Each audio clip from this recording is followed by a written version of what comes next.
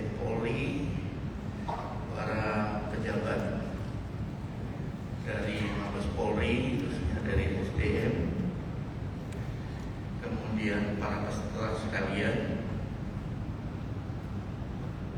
Oh, ada linknya, boleh dikirim? Iya. Tadi tanya sama Anda. Oke. Para narasumber, ini kesempatan yang sangat membahagiakan saya. Saya terima kasih Bapak Kepala Biro Psikologi yang sudah mengundang saya. Saya diberi kesempatan untuk berbagi pengalaman. Jadi kalau ditanya kenapa saya mau setiap ada undangan Polri, saya usahakan hadir sebagai narasumber ataupun dalam kegiatan ini dan sebagainya, karena saya cinta Polri.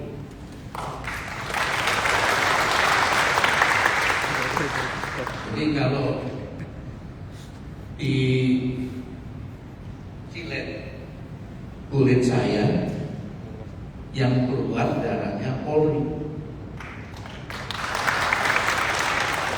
Jadi kalau di media saya dialog, senior saya mengatakan, kamu kok jadi juru bicara Polri, kamu kok belain Polri. Sering saya sampaikan seperti itu. Tetapi saya sampaikan bahwa saya proporsional. Di mana ada kritik, saya sampaikan kritik. Di mana memang itu kebenaran, saya sampaikan kebenaran. Di mana ada momen edukasi publik, saya sampaikan edukasi. Sehingga masyarakat jadi paham, oh begini. Karena humas nggak mungkin. Kalau humas yang bicara jeruk makan jeruk, publik tidak akan mudah menerima. Oleh sebab itu, dalam berbagai kesempatan selalu saya sampaikan bagaimana mendorong profesionalisme Polri. Acara hari ini saya mengapresiasi kepada Biro Psikologi yang sudah menyelenggarakan kegiatan ini.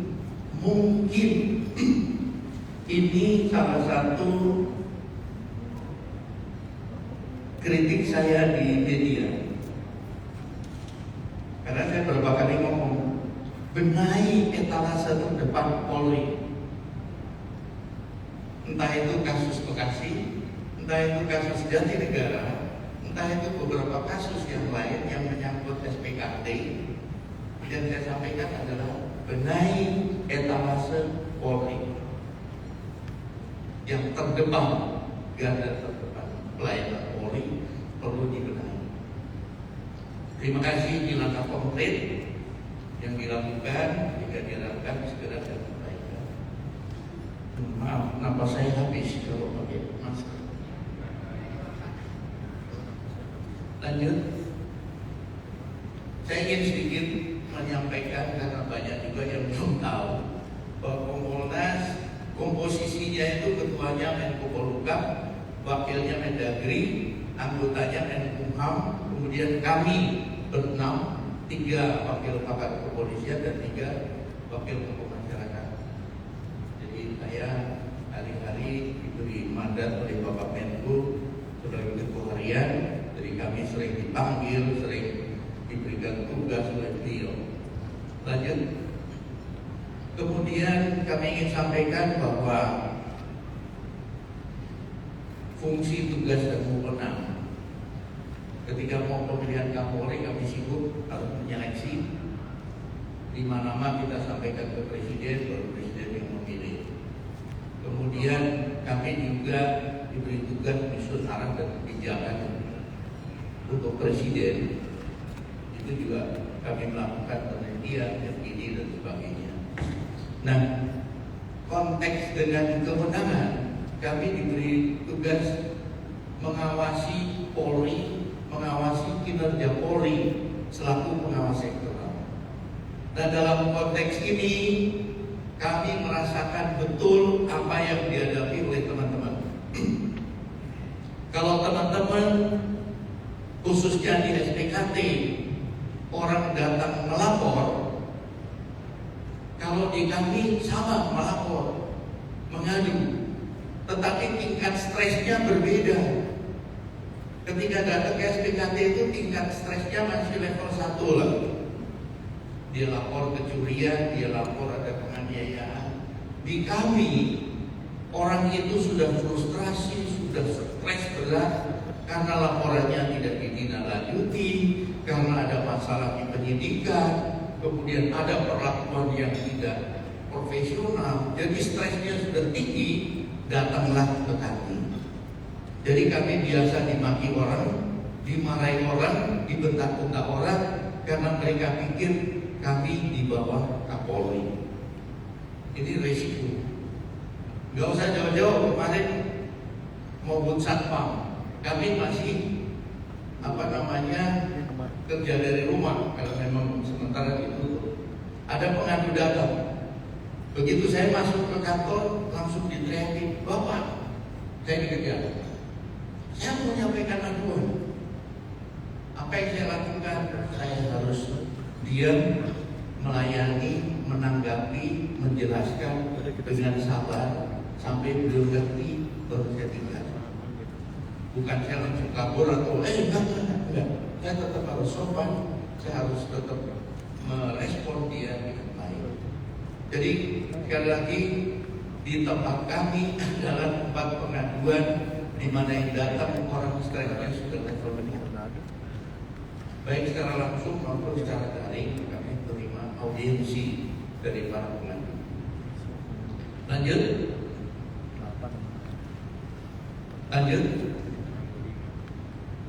Nah, kami menerima keluhan, saran keluhan dari masyarakat cukup banyak.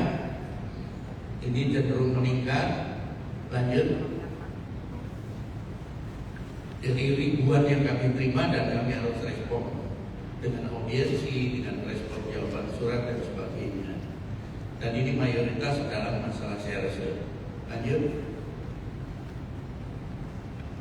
Nah, ini kalau kita lihat dari evaluasi Ombudsman, memang keluhan pelayanan Polri ini termasuk yang tinggi. Ini menjadi perhatian kita bersama. Jadi makanya hari ini dilakukan pelatihan ini, diharapkan nanti ranking kita akan semakin bagus. Lanjut. Nah, kita semua tahu di Polri ada pelayanan administrasi, perizinan dan sebagainya. Semua itu bisa kemudian dirubah menjadi pelayanan secara online. Karena era sekarang seperti itu. Dulu kita tidak pernah terpikir bahwa kita pesan makanan bisa dari rumah, tidak perlu ke restoran.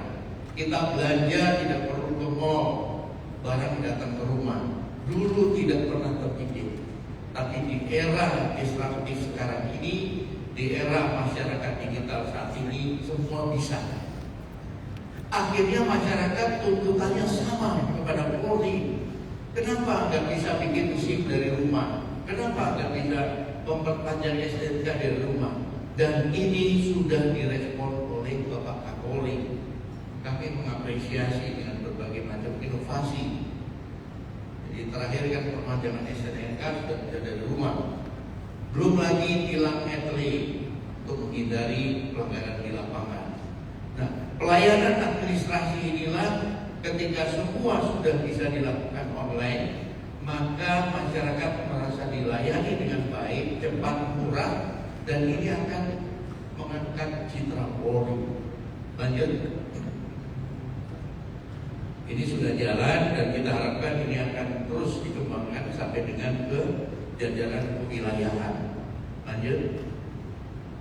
Nah, pengaduan pun sekarang sudah online dengan tugas presisi, program presisi dan sebagainya. Nah, dalam kaitan ini saya hari ini akan fokus kepada pelayanan di SPKT. Lanjut. Bapak Ibu sekalian, kalau berbicara hubungan masyarakat dengan Polri, ini semua bergantung kepada sikap, persepsi, kemudian juga termasuk gayanya si petugas, kemudian juga latar belakangnya dan sebagainya yang kemudian mempengaruhi ketika mereka berhadapan dengan masyarakat. Di satu sisi masyarakat ingin pelayanan cepat, ingin aduannya diterima, curhatnya didengar dan sebagainya.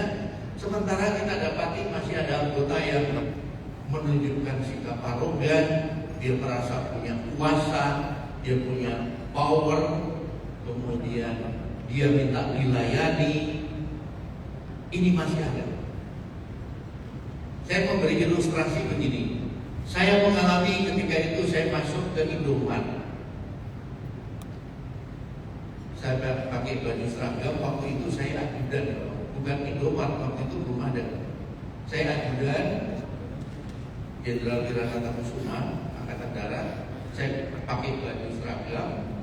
Ketika saya akan keluar dari toko itu, ada bapak-bapak dari luar mau masuk. Saya bukain pintu, saya sampaikan, silakan Pak. Dia bengong, sepertinya tidak percaya ada polisi mau bukain pintu, mau mendahulukan masyarakat untuk masuk. Itu yang saya tangkap. Karena itu dia mundur-mundur di luar. Terima kasih Bapak, terima kasih Bapak. Sederhana. Sikap yang sederhana ketika ditunjukkan ke publik, itu dia akan merasa, oh saya dihargai. Kemudian dalam konteks ini pertemuan antara dua sikap tadi, antara harapan masyarakat yang tinggi dengan segala permasalahannya, di sisi lain aparat yang masih punya sikap bukan sebagai pelayan yang baik, ini timbul masalah. Khususnya saat ini kita semua tahu bahwa masyarakat tidak lagi curhat kepada teman tetangga, tetapi curhatnya pada HP yang diteruskan ke medsos.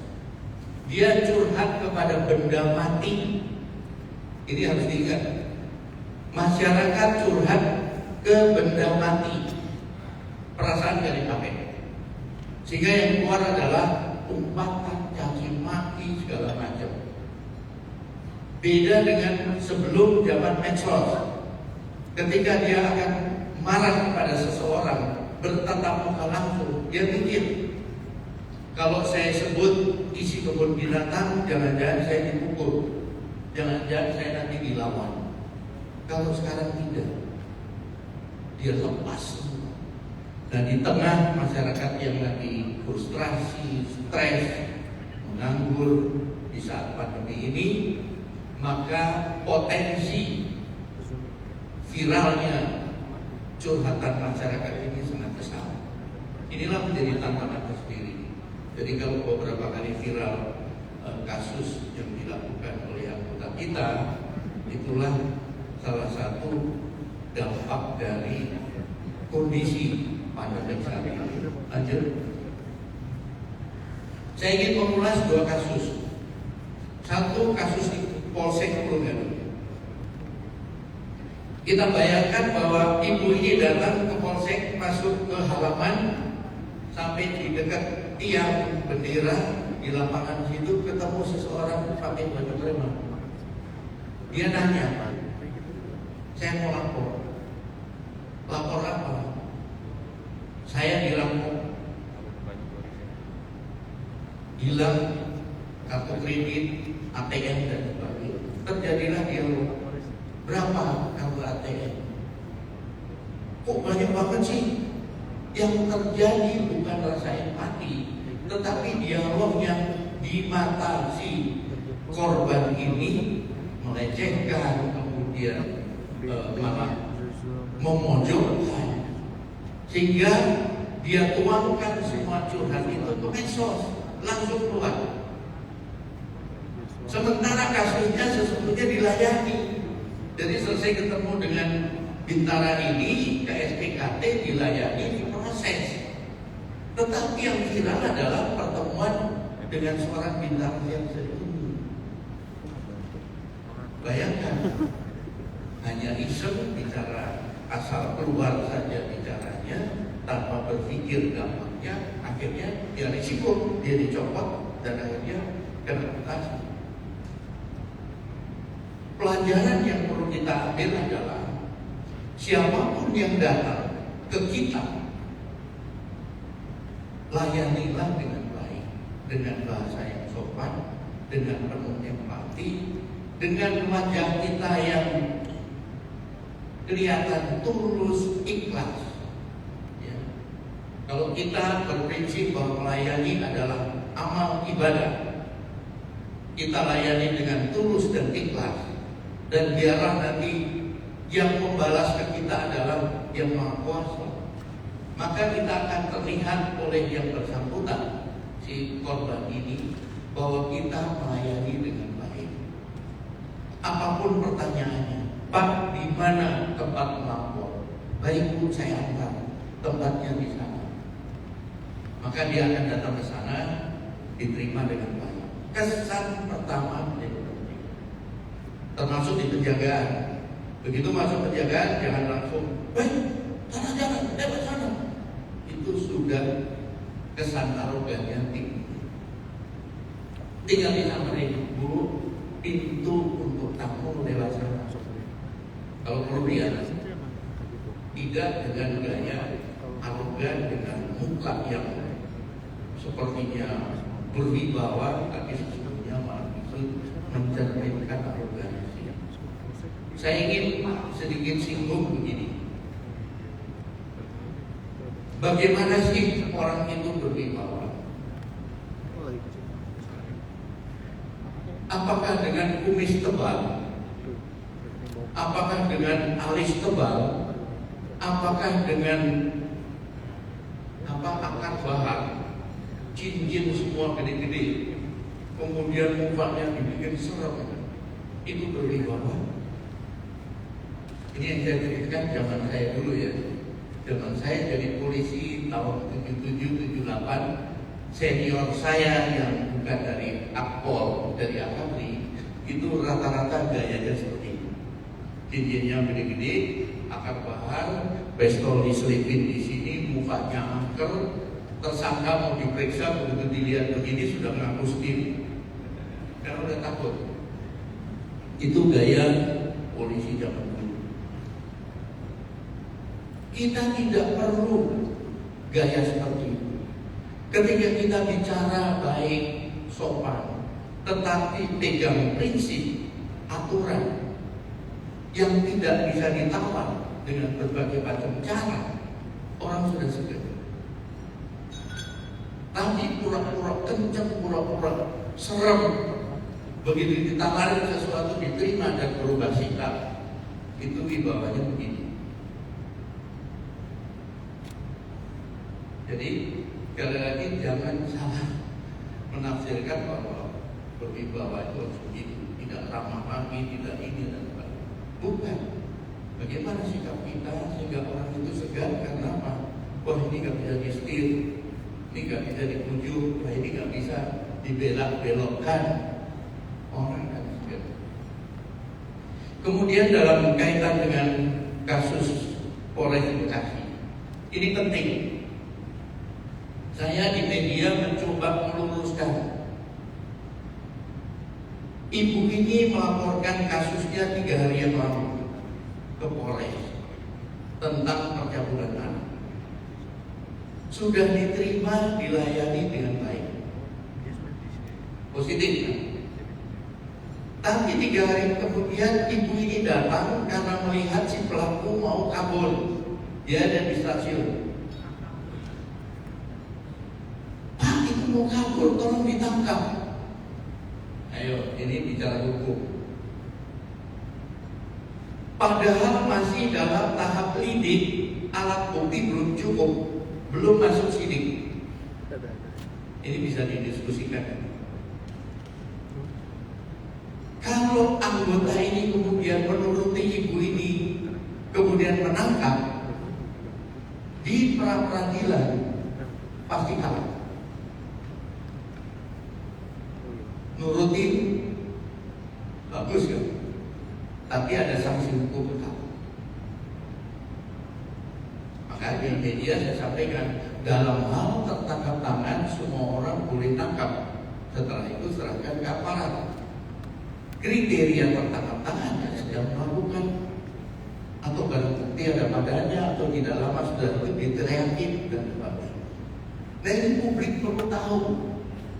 Ketika tidak, maka yang disuruhkan terus masa sih lapor disuruh nangkap sendiri. Itu yang beredar di media. Akhirnya Polri kesannya jelek. Maka ketika di dalam dialog saya sampaikan dalam tertangkapan semua orang boleh. Nah, ini PR.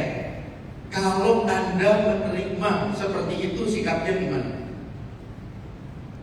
Nanti biar jadi PR. Orang itu datang benar menginformasikan. Ini lidik belum cukup bukti. Disinilah perlu kemampuan komunikasi, perlu bagaimana menjelaskan, perlu mengatur strategi. Contohnya gini, Bu, nanti nggak bisa karena ini masih lidik. Tapi kalau Ibu rame-rame di sana bikin ribut, nanti kami datang untuk mengamankan. Nah itu bisa.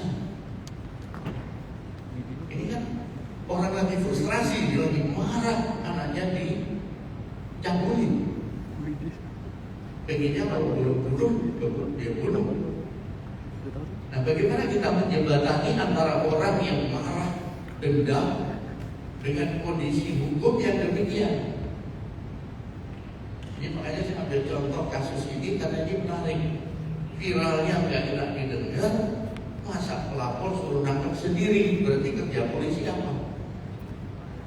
Sementara kasusnya seperti itu. Ya. Lanjut. Nah, ini porsinya mungkin nanti narasumber berikutnya masalah customer service ya. Ini bagaimana sekarang perusahaan-perusahaan berlomba-lomba memperbaiki pelayanannya. Kita lihat bagaimana perbankan, kita lihat bagaimana penerbangan, bagaimana pramugari. Kalau Garuda saya lihat standarnya tinggi, tapi kalau Lion sudah mulai tidak, kelihatan banget gitu. Lion asal-asalan saja. Kita bisa bandingkan mana yang kita harapkan pelayanan seperti ini. Lanjut. Jadi dalam kaitan ini memang pelatihan ini menjadi penting, pembekalan menjadi penting, karena kita semua ketika di lembaga pendidikan belum disiapkan penuh spesialisasi keilmuan tentang ini. Masih semuanya general, masih semuanya umum, dan kurang berbagi best practices, pengalaman-pengalaman tentang hal-hal yang dihadapi di lapangan. Jika ketika teman-teman terjun ke penugasan, maka perlu ditambah pelatihan khusus, barulah nanti diharapkan hasilnya akan baik. Lanjut. Nah ini yang penting, berbicara masalah empati. Saya selalu kalau memberi nasihat anggota begini, posisikan kamu ada di posisi pelapor. Apa yang pelapor harapkan dari polisi, dari petugas, dari penyidik? Ketika kita memposisikan diri pada posisi pelapor, maka tentunya kita harapkan tolong Pak cepat, tolong Pak transparan, tolong Pak jangan bebani saya dengan berbagai masalah, tolong Pak bantu saya, tolong Pak ringankan beban saya. Kan seperti itu. Nah kalau kita sudah bisa memposisikan pada posisi pelapor, pengadu atau korban, maka kita ketika melayani otomatis akan menggunakan cara-cara yang baik, cara-cara yang penuh empati, cara-cara di mana kita bisa merasakan bagaimana nasib korban. Saya ingin sampaikan bahwa kasus-kasus yang muncul di SPKB ini perlu mendapatkan atensi khusus karena beragam kasus masuk ke sana Enggak, saya masih bingung saya harus. dan ditangani oleh petugas yang sama. Saya dengar sekarang sudah ada kemajuan di mana kalau menyangkut kasus undang-undang ITE maka nanti diambil dari penyidik cyber untuk membantu memberi masukan atau diskusi atau konsultasi sampai dengan laporan itu diterima. Ini langkah yang bagus. Jadi ada filter di sana. Bahkan sudah ada langkah-langkah bagaimana restoratif justice. Bagaimana laporan itu kemudian ditindaklanjuti dan akhirnya bisa mempertemukan para pihak dan masalahnya menjadi selesai. Ini juga sudah dilakukan. Lanjut. Dalam hal ini juga perlu disampaikan bahwa pendekatan kearifan lokal menjadi penting. Ketika kita tugas di Jawa Tengah misalkan, di Jogja, Solo, Semarang dan sebagainya. Ketika kita melayani tamu yang datang, kalau kita bisa bahasa Jawa kemudian dicampur ketika melayani itu dengan sentuhan-sentuhan seperti itu dengan budaya Jawa, maka si pelapor atau pengadu ini akan merasa lebih nyaman. Sebagai contoh, saya membiasakan diri untuk tidak mudah menunjuk. Ketika mau meriksa, saya jawabkan sikap menunjuk. Bahkan sampai menunjuk dokumen pun tidak begini. Ini buat orang yang tahu adat Jawa, dia tahu bahwa saya dihargai. Sama ketika menerima laporan, ini juga bagaimana kita menunjukkan rasa empati. Satu hal yang penting adalah ketika orang lagi curhat, janganlah dipotong. Ini penting. Ketika dia curhat cerita, jangan dipotong. Ketika emosinya sudah mulai turun, mulai datar, barulah kita diam. Ketika kalau dipotong, dia tidak fokus, nanti kacau karena masih emosi. Yang bicara emosi, bukan otaknya yang jalan. Oleh sebab itu perlu kesabaran. Kita perlu sabar ketika menerima laporan pengaduan masyarakat. Dengar dulu. Pengalaman saya menemani teman laporan, saya duduk di luar pakai topi supaya nggak kelihatan. Saya dengar sikap dari teman-teman di SPKT, saya misalnya hanya begini. Orang lapor hilang, kenapa sampai hilang? Kenapa ditaruh sembarangan gitu? Kenapa? Ini terjadi. Saya kami coba terapkan kita ada di posisi dia, posisi pelapor, pasti marah, pasti kesal. Saya kebetulan dari masih aktif dulu, nggak pernah mau ada ajudan, nggak mau pernah ada pengawal, nggak mau kemana-mana sendiri. Mau jadi deputi, mau disiapin pengawal pun udah suruh balik.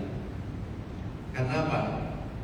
Ketika kita aktif memanfaatkan fasilitas, ketika pensiun merasa kehilangan itu ada.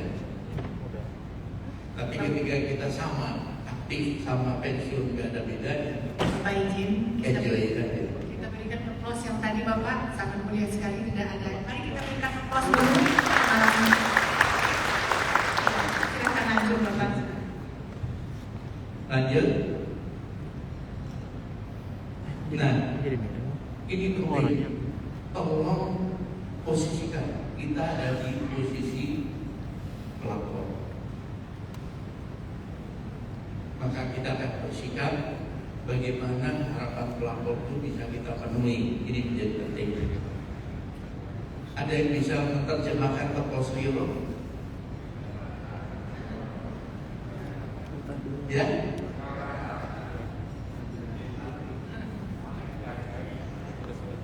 Lanjut.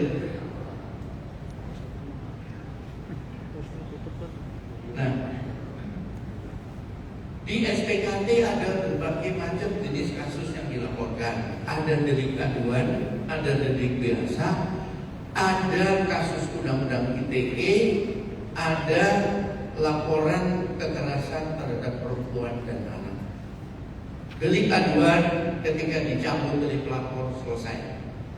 Delik aduan ketika dilaporkan kemudian ada proses restoratif justice, cabut selesai. Kalau ini bisa dilakukan, bagus.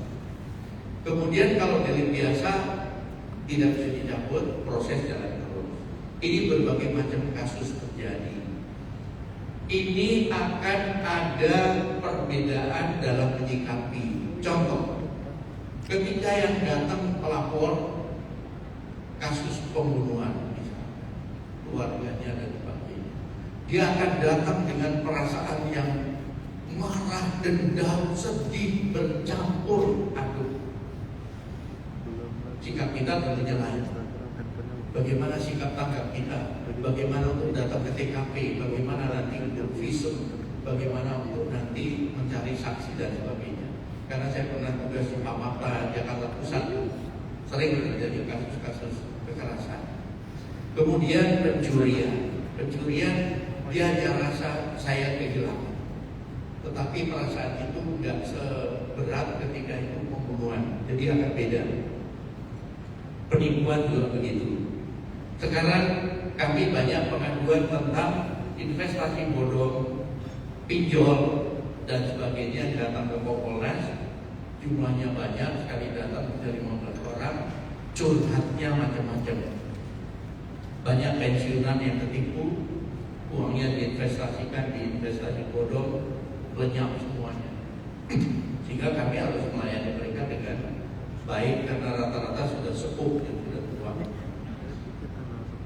Saya memberi atensi pada kasus kekerasan terhadap perempuan dan anak karena ini pihak yang lemah, pihak yang harus dilindungi secara fisik. Ya, perempuan ada yang jago karate, jago judo dan sebagainya. Tapi kan tidak semua. Demikian juga anak-anak. Oleh sebab itu dalam penanganan kasus ini perlu ekstra. Ada pendampingan psikolog, ada pendampingan dari institusi terkait. Ini mohon diperhatikan. Ada mekanismenya, nanti dari unit PPH mungkin bisa memberi materi tentang ini, bagaimana pendampingan dan sebagainya. Perlakuan khusus kalau tersangkanya anak-anak bagaimana, kemudian penempatan di tempat khusus dan sebagainya. Ini nanti tentunya ada materi tersendiri menyangkut masalah ini. Dan ini menjadi atensi karena kasus ini cenderung meningkat. Saat ini kasus kekerasan terhadap perempuan dan anak meningkat tajam di era pandemi. Terjadi di hampir seluruh daerah di Indonesia. Kemudian berikut kasus undang-undang ITE. Dan kebetulan ditunjuk oleh Menko Polhukam sebagai tim pengkaji undang-undang ITE. Ini sudah ada SKB, Kapolri, Menkominfo dan Jaksa Agung untuk memfilter kasus-kasus ini. Karena rawan, saling melapor dan sebagainya. Ini juga arahnya sedapat mungkin ketika masalahnya nggak serius, masalah pribadi itu masih mungkin restoratif. Tapi ketika itu dampaknya luas di masyarakat, seperti kasus Teddy Mulyadi, ya, proses hukum jalan terus. Lanjut. Nah, dalam konteks penjagaan markas, ini kami temukan di beberapa daerah, karena kami kadang suka menyamar. Nyamar ya Bapak. Menyamar masuk itu pakai topi, itu penjagaan main HP jalan terus. PWA. Kita lewat dia main HP. Gak usah jauh-jauh, ketika aja dia mari saya lewat seperti itu. Nah, ini mohon menjadi perhatian. Memang anak-anak muda sekarang lekat dengan pegawai, dekat dengan pegawai. Tetapi ketika bertugas, usahakan keadaan tetap. Ketika ada mobil mau masuk ya gawainya ditaruh. Tapi saya yakin tidak akan ditaruh ketika dia lagi chatting dengan pacarnya, dia lagi video call dengan anaknya. Itu akan lupa bahwa dia sedang bertugas. Ini menjadi catatan tersendiri. Karena itu citra institusi akan kelihatan. Loh, kok cuek saja sih? Katanya penjagaan, katanya penuh kewaspadaan. Kok orang lewat gak ditegur atau gak disapa, tetap main HP.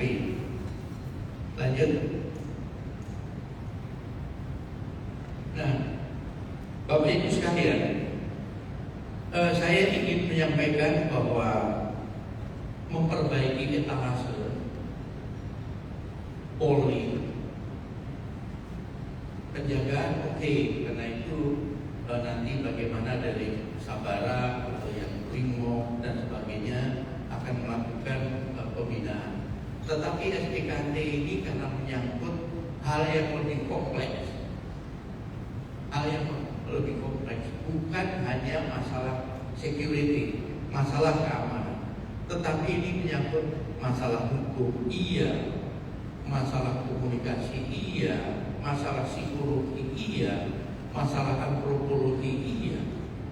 Karena orang yang datang beragam latar belakangnya, orang yang datang beragam latar belakang pendidikannya, termasuk etnisnya. Kalau yang datang dari etnis tertentu, gaya bicaranya memang seperti itu, keras, tegas. Ada yang datang lagi caranya lembut. Nah, ketika mereka frustrasi, ketika mereka sedang marah, sedang dendam, maka yang diekspresikan itu bisa memancing emosi petugas. Disitulah akan muncul potensi konflik, akan terjadi ribut. Yang kemarin aja saya, kalau mungkin yang tidak biasa mungkin sudah tersinggung. Kita lagi buru-buru mau ikut upacara sama Kapolri kok, langsung dikejar, diteriakin, dicegah, langsung ngomongnya agak keras, minta dilayani dan sebagainya. Nah, kalau yang mudah emosi kan langsung dibentak, langsung marah. Bapak jangan mentang-mentang karena pas begitu. Tapi kita layani dulu, jelasin, mohon maaf Pak, begini. Sebentar saya panggil staf kami untuk melayani Bapak, karena saya buru-buru, saya harus jalan kayak gini. Baru dia Pak. Nah, jadi sekali lagi, kompleksitas di SPKT ini menjadi catatan tersendiri, sehingga teman-teman nanti yang bertugas di SPKT adalah orang pilihan. Saya sampaikan di beberapa kesempatan pada jajaran pimpinan Polri bahwa di SPKT adalah orang pilihan, orang yang akan dipromosikan, orang yang akan diuji. Ketika dia berhasil maka dia dipromosikan. SPKT adalah tempat terhormat. SPKT adalah tempat yang menjadi andalan Polri ketika berhadapan dengan masyarakat yang datang mengadu. Jadi tidak boleh SPKT itu dianggap ecek-ecek atau dianggap itu cuma nampung-nampung. Tidak. Kesan pertama orang berhadapan dengan Polri adalah SPKT ketika melapor perkara. Oleh sebab itu, teman-teman tolong masalah pemahaman hukum, pemahaman Tuhan menjadi penting. Kemudian pengalaman yang bisa dibagikan oleh teman-teman dari bagian serse menjadi penting. Pelibatan piket serse ketika mendiskusikan satu laporan yang masuk menjadi penting. Karena kalau tidak, dengan keterbatasan petugas, kemudian pelayanannya tidak tepat, yang terjadi adalah pengadu atau pelapor itu kemudian merasa tidak puas. Ini menjadi catatan. Jadi saya berharap melalui pelatihan ini tidak berhenti hanya di sini, tidak berhenti hanya bekal yang diberikan, tetapi teman-teman harus belajar, harus meningkatkan kompetensi diri untuk nanti bisa berprestasi lebih bagus lagi. Sekali lagi harapan dari publik sangat besar kepada teman-teman semua, hingga nanti ketika masyarakat merasa puas, merasa dinilai dengan baik, tidak hanya citra Polri yang semakin baik, tapi secara personal teman-teman akan dikenal oleh masyarakat. Kesan itu akan ada. Ketika mereka merasa tidak dengan baik, dia akan sampaikan itu di medsos dia, akan diekspresikan di medsos. Ketika nanti pimpinan dengar, pimpinan baca, pimpinan monitor apa yang teman-teman lakukan dalam pelayanan, kredit poin pasti dapat. Sekali lagi, orang sekarang kalau mengekspresikan sesuatu, merespon sesuatu, cenderung ke medsos. Pujian, ucapan terima kasih, ya, apresiasi, itu akan dituangkan ke medsos. Namun sebaliknya juga, ketika mereka merasa tidak dilayani dengan baik, kesal, merasa berlarut-larut, dipersulit, dia juga akan curahkan ke medsos. Dan itu nanti akan berdampak pada teman-teman semua. Lanjut. Nah, dulu pernah era Pak Kapolri siapa yang bisa lupa? Senyum sama salam itu. Era siapa? Ada pelayanan kita yang itu untuk konteks pelayanan menurut saya tepat. Bayangkan ketika orang datang, kita senyum, bandingkanlah dengan dunia perbankan. Tak BCA, tak datang senyum, ya kan? Apa yang sudah dibantu Pak? Oh saya mau ini, oh mari mana? Lalu dia tunjukkan ini. Atau Bapak mau ini, oh ini Pak caranya begini. Bahkan satpam pun sudah dilatih untuk bagaimana secara teknis, ya, secara teknis dilatih. Ya, itu salah. Satpam itu dilatih tentang teknis pelayanan. Jadi yang di dalam sudah tinggal menampung saja. Kemudian juga ketika masyarakat ditegur, disapa dengan baik, itu dia merasa dihormati. Stres yang tadinya tinggi sudah turun dikit karena pelayanan yang baik. Kemudian setelah selesai bicarakan, kemudian nanti ketika mau pulang tetap mudah-mudahan selama di jalan salam sehat selalu atau ini itu pun jadi penting. Jadi ada membuka, tapi juga ada membuka. Hingga masyarakat akan melihat bahwa oh ada perubahan di Polri, oh ada perbaikan di Polri. Lanjut. Nah, hari ini kita melakukan kegiatan pelatihan ini, ya. Sekali lagi harapan kami tidak berhenti di sini karena jamnya terbatas, waktunya terbatas, narasumbernya terbatas, sehingga kita harus secara aktif nanti belajar. Saya mendorong teman-teman untuk terus belajar. Saya selalu memotivasi untuk yang bisa kuliah mandiri, yang bisa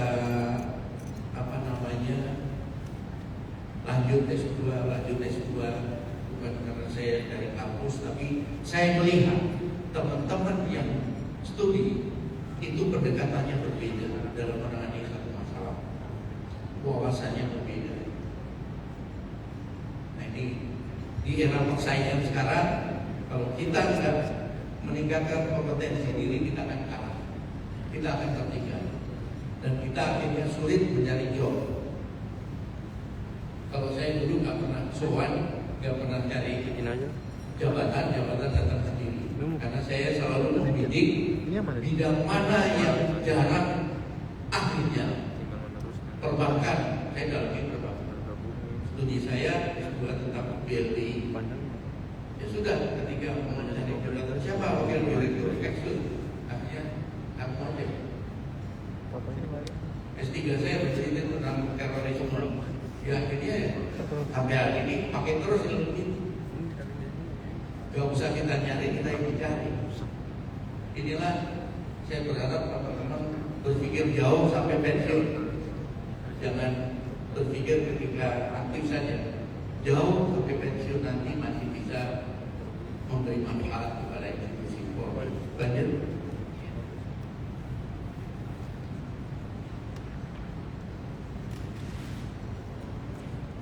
Lanjut. Jadi saya rasa kita lebih banyak diskusi ya. Iya, siap Bapak. Supaya karena kita ini bicara dengan praktisi, Ya. bicara tentang bagaimana kita berhadapan dengan masyarakat secara langsung, sehingga itu menurut saya lebih akan mengenal. Ya. Terima kasih. Ya, mari kita berikan big applause kepada Bapak.